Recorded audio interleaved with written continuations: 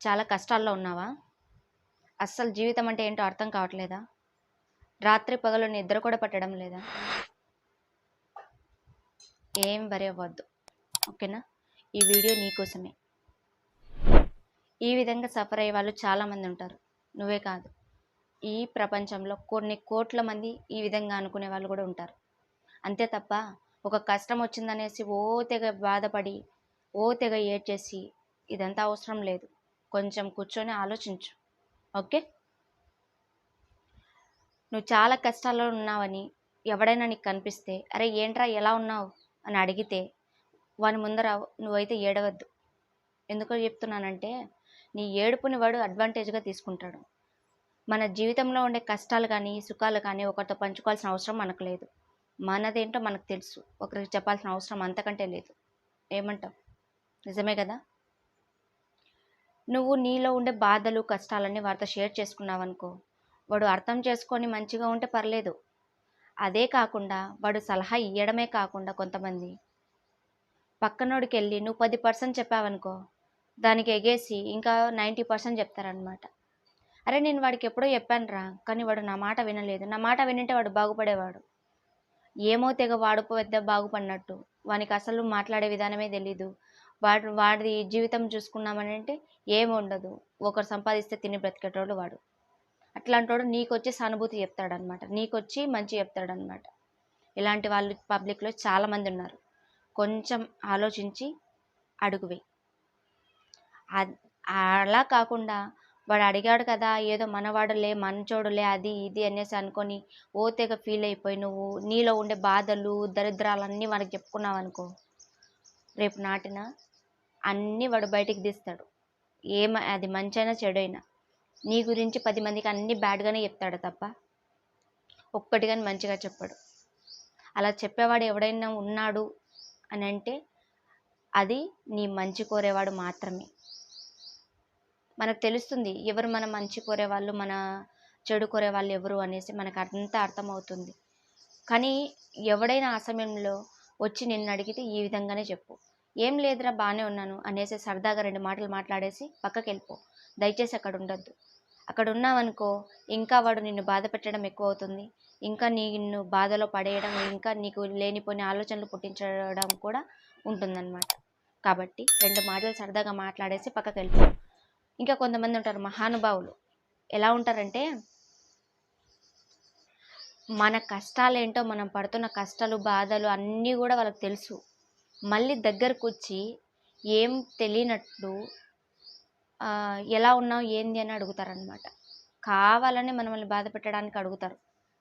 అలా కావాలని బాధ పెట్టే వాళ్ళు ఉంటారు చూడండి, వాళ్ళకైతే అస్సలు దరిదాపుల్లో కూడా వాళ్ళని రానివ్వద్దండి. నిజంగా చెప్తున్నా, వాళ్ళు మన మంచి కోరేకైతే అస్సలు రారు. 100కి 100% రారు.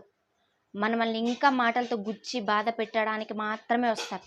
మన ముందర నటిస్తారనమాట, ఏదో పెద్ద వాళ్ళు ఫీల్ అయ్యి మన బాధను వాళ్ళు పంచుకున్నట్టు. కానీ అదంతా కూడా అబద్ధం. ఎప్పుడైనా సరే మన జీవితం మనది, మన కష్టం మనది. మనం ఎంత గొప్పగా బతుకుతామో, మనం ఏ విధంగా కష్టపడుతున్నామో మనకు మాత్రమే తెలియాలి. అంతే తప్ప పక్కనోడు అడిగాడు కదా అని చెప్పి ప్రతిదీ ఓపెన్ అయిపోయాను అనుకో, రేపు నీ జీవితం అనేది రోడ్డున పాలన పడుతుంది. అది ఎలా పడుతుందంటే నువ్వు చేసిన తప్పు వల్ల. ఏంటి ఆ తప్పు అంటే, నువ్వు నీలో ఉండే సమస్యను బాధను అంతా కూడా పక్కనోడికి చెప్తున్నావు కాబట్టి. అర్థమైంది అనుకుంటున్నా. కాబట్టి ఒక్కటి ఆలోచించు, ఏదైనా సరే కష్టం వచ్చిందంటే అది నువ్వే కంప్లీట్ చేసుకోవాలి. ఒక పని చేయాలంటే అది నువ్వే కంప్లీట్ చేసుకోవాలి. లేదు, ఒక కష్టం వచ్చిందంటే ఆ కష్టాన్ని నువ్వే పడాలి.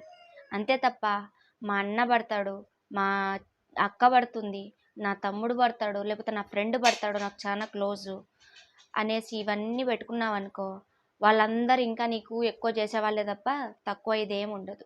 అంత నీ పిచ్చి, నీ భ్రమ అంతే. ఇప్పటికైనా అర్థం చేసుకో. ఒక కష్టాన్ని నిర్భయంగా, ఎంత కష్టం ఉన్నా లోపల ఏడ్చుకుంటూ బయట నవ్వుతూ తిరుగుతున్నావంటే ఆ బాధ ఏంటో పడేవాడికి మాత్రమే అర్థమవుతుంది. నీకంటే గొప్ప హీరో ఎవరు ఉండరు ఈ ప్రపంచంలో. ఇది రియల్. ఎందుకంటే అంత బాధ లోపల ఉండి కూడా బయటికి నవ్వుతూ తిరుగుతుంటాడు చూడండి, వాడు లోపల ప్రతి క్షణం ఏడుస్తూనే ఉంటాడు. బయట ఫ్యామిలీ పరంగా కావచ్చు, బయట కావచ్చు, ఫ్యామిలీలో బాధపడతారని చెప్పో, లేకపోతే ఫ్రెండ్స్కు షేర్ చేసుకోలేకనో వాడిలో వాడు కుమిలిపోతున్నాడు. అంతే తప్ప బయట ఉండే వాళ్ళకు వాడు బాధ అని చెప్పి వాళ్ళని బాధపడేటట్టు చేయడనమాట. కాబట్టి ఒక్కటే అర్థం చేసుకో, నీ లైఫ్ నీది. కష్టమైన బాధ అయినా సుఖమైన ఏదైనా కూడా మనం పడాల్సిందే, ఎవ్వడు పడడు. అలాంటప్పుడు మనలో ఉండే బాధలు కష్టాలు వేరే వాళ్ళకి చెప్పాల్సిన అంత అవసరం ఏముంది? నాకు అర్థం కాదు. చెప్పు. నీకంటే రియల్ హీరో ఎవరూ లేడు, నీకంటే తోపు ఎవడు లేడు ఇక్కడ. కష్టం వచ్చింది, ఫర్ ఎగ్జాంపుల్ నీకు ఒక 25 ఏళ్ళు వచ్చినాయి. ఆ 25 ఏళ్ళలో నువ్వు ఎన్ని కష్టాలు పడింటావు, ఎన్ని అవమానాలు పడింటావు, ఎన్ని బాధలు పడింటావు, ఎన్ని సంతోషాలు అనుభవించుంటావు. అవన్నీ కూడా శాశ్వతంగా అలాగే నిలిచాయా? లేదు కదా, వెళ్ళిపోతూనే ఉన్నాయి కదా. ఇది కూడా అంతే, కొద్ది రోజులు ఉంటుంది, తర్వాత వెళ్ళిపోతుంది. అంతే తప్ప కష్టం వచ్చింది ఓ తెగ నాకే వచ్చేసిన లోకంలో ఎక్కడ లేని బాధలు అనేసి ఓ తెగ ఫీల్ అయిపోయి అందరికి చెప్పుకున్నావు అనుకో, నీ అంత దరిద్రం ఇంకొకటి ఉండదు. ఇదైతే రియల్. నువ్వే తోపు, నీకంటే తోపు ఎవడు లేడు ఇక్కడ. నీ జీవితానికి నువ్వే బాస్. అర్థమైంది అనుకుంటున్నా. ఈ వీడియో ఎవరైతే చూస్తున్నారో వాళ్ళకి అందరికీ నిజంగా థ్యాంక్స్. ఎందుకంటే మన లైఫ్లో జరిగే రియల్ సన్నివేశాలు అన్నమాట. ఓకే, ఈ వీడియో మీకు నచ్చినట్టయితే లైక్ చేయండి, షేర్ చేయండి, సబ్స్క్రైబ్ చేసుకోండి. ఇంకా మంచి మంచి వీడియోలు కూడా మన ఛానల్లో రాబోతున్నాయి అన్నమాట. Okay, thank you for watching.